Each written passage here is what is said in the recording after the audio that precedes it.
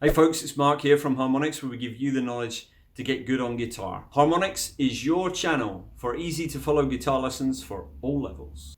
I'm pretty excited about this one actually, because I was messing around earlier and I came up with this little bluesy rock groove, and I realized that I could make it into a small, simple-ish improvisation video for you guys, so that you can play some bluesy rock and you can do little flourishes and kind of do little fills for yourself and just entertain yourself with it. And I really, really hope you're going to like it. So, enough talking.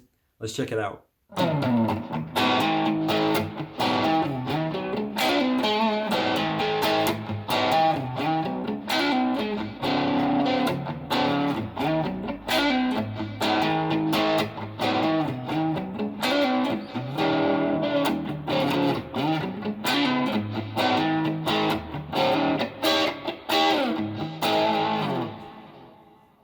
Sound good? Let's get into it. First of all, let's have a look at the rhythm. The rhythm I'm playing most of the time here is this.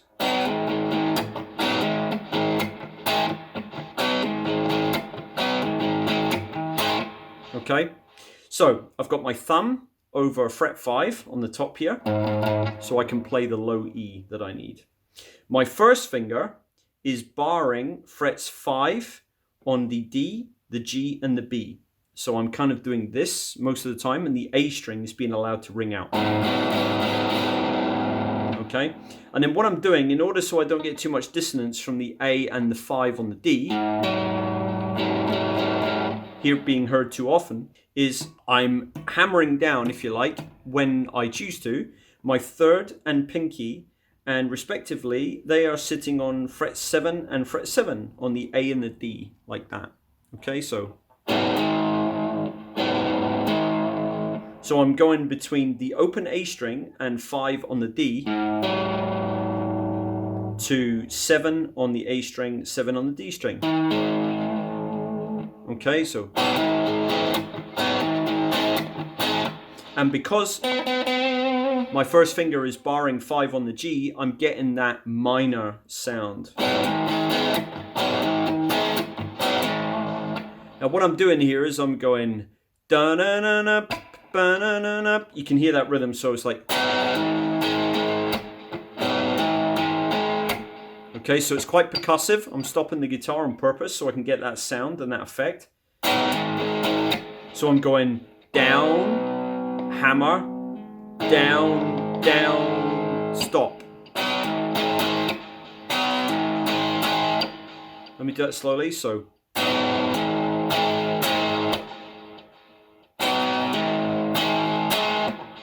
Okay, you see that? And I'm hitting the guitar with the fleshy part of my palm. And as you can notice, I'm using some pretty heavy dynamics there. I'm actually hitting that with quite a hard downstroke just before I stop it. That's what gives them that kind of volume swell dynamic.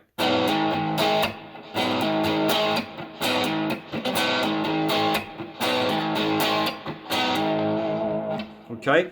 And that is the rhythm that holds throughout most of this. The only thing I'm doing other than that is some slight sort of timing changes when I'm adding in the different kind of bluesy parts to it. All right, I'm trying to keep this really simple for you, but that's what I'm doing so far. Now, I can't emphasize enough how much this is feel. All right, you can try and do this all exactly with the right amount of thing, but you really need to practice the feel of it and try and get that rhythm inside your bones and in your soul so that you can really feel this coming through that way.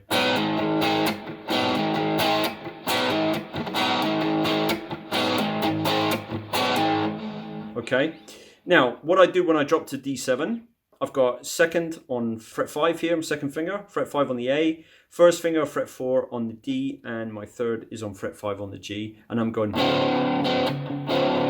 So that's down, up, stop. Like that, so down, up, down, like that. Again, it's all about feel, right? So it's down, pause, up, stop, down, like that.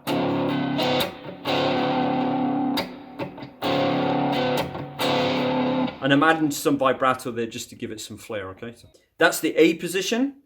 That's the D7 position. I hope by now I've explained it enough for you to at least have tried these positions with the correct fingerings and have some idea of how to get that rhythm. Now, the next part is the E7 part, doing the same thing I was doing with the D7. And E7, incidentally, is exactly this, just shifted up 2 frets, okay? So that'll be second finger on fret 7 on the A, first finger on fret 6 on the D, and third finger on fret 7 on the G. Then what I'm doing is I'm going, like I did with the D7, down, up, stop. Now notice it's not down, up, stop, like, okay, it's down, pause, up quickly, stop.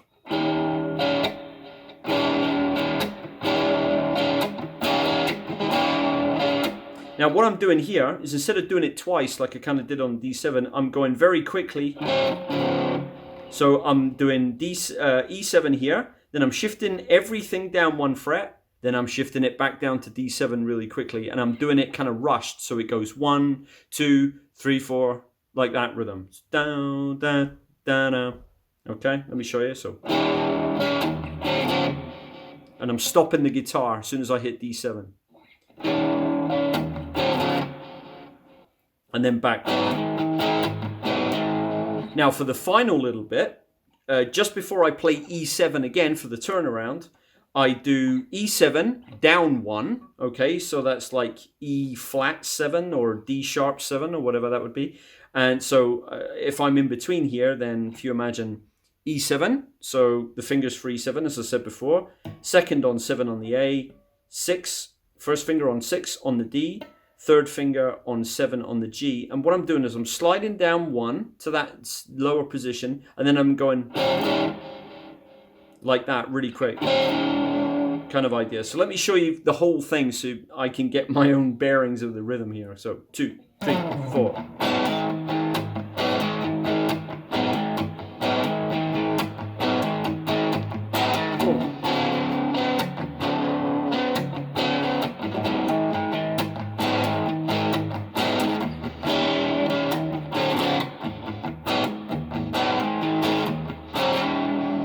See that? Da-da.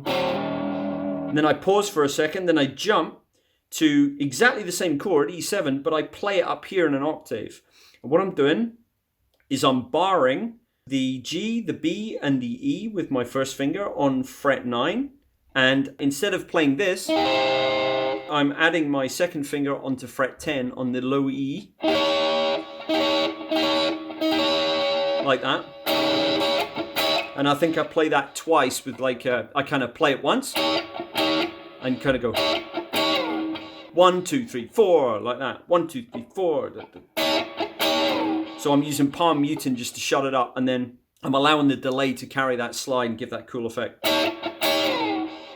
Let's do the whole thing again. You can see the bit at the end. 2, 3, 4.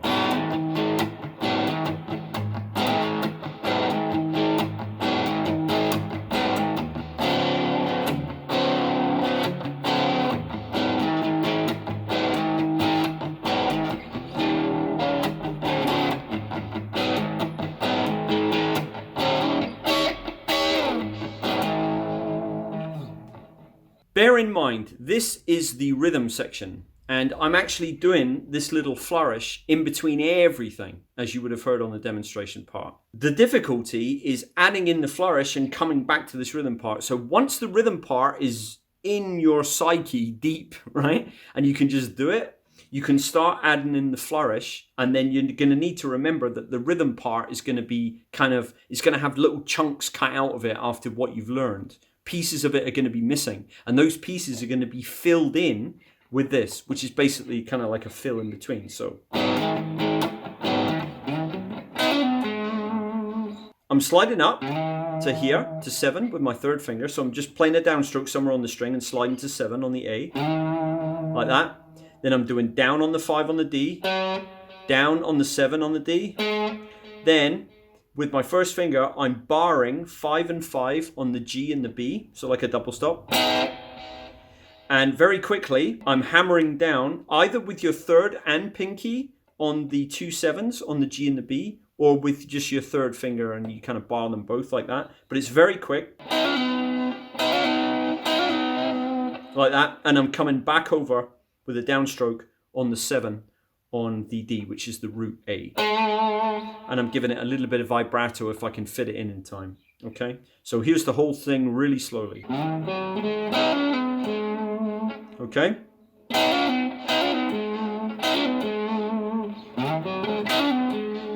Now what I'm doing is I'm making sure as I slide that my notes are quite smooth and not too loud, like that. And then what I'm doing is when I play these 2 5s, I'm really kind of battering it, like that. And I'm hammering down quickly, and then I'm not too loud on the root A when I come back. Okay, and that gives this kind of bloom sound to the sound envelope.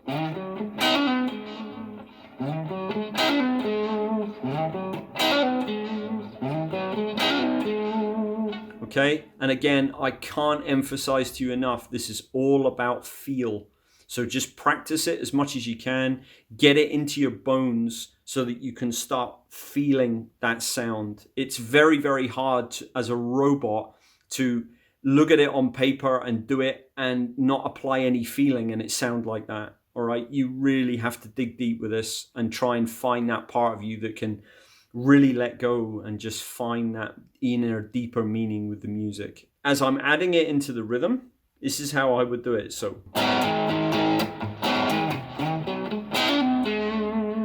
you just want to master that first bit. So the main A riff, okay, and then this. And just do that over and over and over until you could basically loop it indefinitely, and it just sounds great. And the more you do it, and the more you apply that feel, the better you'll get it, believe me. So let me show you what I mean. 2, 3, 4.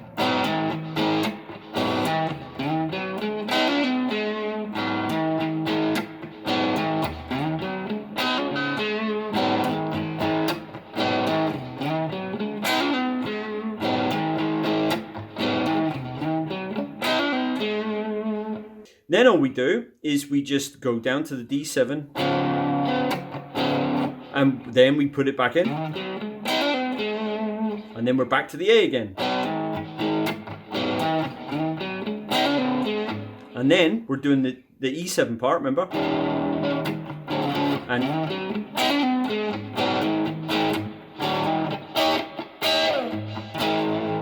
and you're back to where you were. I'll go through the entire thing really, really slowly, so you can see anything that you may have missed.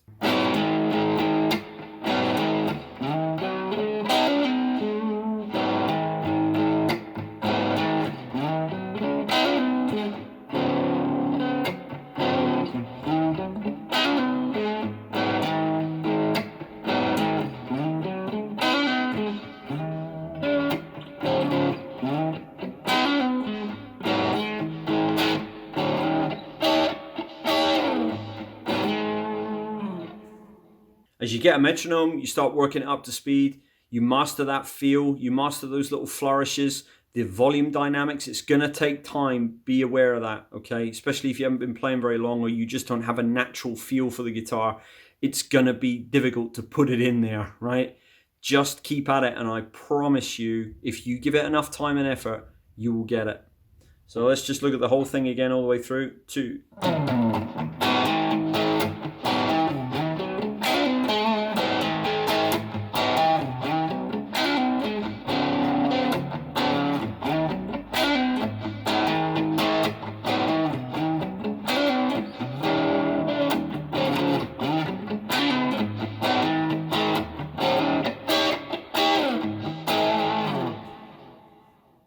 I really hope you thoroughly enjoyed that and you really want to learn how to play this. I think it will do a lot for your blues style.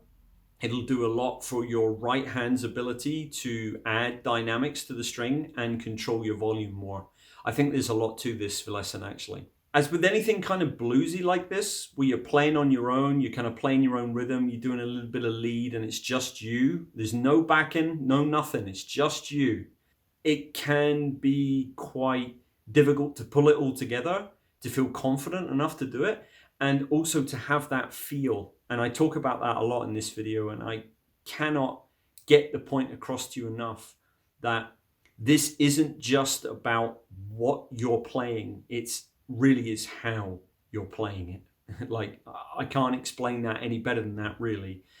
It's about how much volume you're using, how hard you're using the pick, the dynamics on the strings, when you're doing things, your pauses, your timing. There's so much emphasis on feel when you're playing anything like this. So even if you're copying what I'm doing, as I tell you to do it, exactly as I tell you to do it, there's a good chance it will not sound the way that I do it. And it's mainly because of those nuances that I am putting into it from me, personally from me, into the music and what I'm doing. And you're going to have to find that way for yourself, okay? But I guarantee you, if you take the knowledge that I show you today, you put some time and effort into it, and you really want it to sound good, it's going to start sounding good eventually, okay? So just keep at it. If you enjoyed this video, please smash that like button, subscribe to the channel, and click the notification bell so you never miss an upload. Well, that's it from me today. I'm going to leave these videos here for you to check out. I hope you enjoyed that. Thank you very, very much for watching, and I'll see you next time. Bye-bye.